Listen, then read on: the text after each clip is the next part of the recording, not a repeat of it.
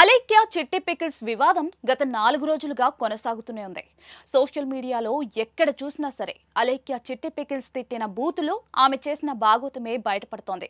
అదే సమయంలో ఆ ముగ్గురు అక్కాచెల్లెళ్లకు నెటిజన్స్ స్ట్రాంగ్ కౌంటర్ ఇస్తూనే ఉన్నారు.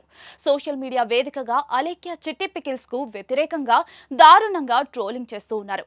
అయితే ఈ ఇష్యూలో తాజాగా కీలక పరిణామం చోటు చేసుకుంది. అలేఖ్య తాజాగా ఐసీయూ చేరినట్లుగా తెలుస్తోంది. దీనికి సంబంధించిన వీడియోను అలేఖ్య సోదరి సుమ సోషల్ మీడియాలో పోస్ట్ చేసింది. సోషల్ మీడియాలో చేసే ట్రోలింగ్ తట్టుకోలేక అలేఖ్య ఆరోగ్య పరిస్థితి దారుణంగా తయారైందని, అందుకే ఆసుపత్రిలో అడ్మిట్ చేసినట్లుగా ఈ సందర్భంగా ఆమె వెల్లడించింది. ఆక్సిజన్ తీసుకునే పరిస్థితిలో కూడా తన సోదరి అలేఖ్య లేదని ఆవేదన వ్యక్తం చేసింది. ఇకనైనా తమ ఫ్యామిలీ పైన ట్రోలింగ్ ఆపండి అంటూ వేడుకుంది.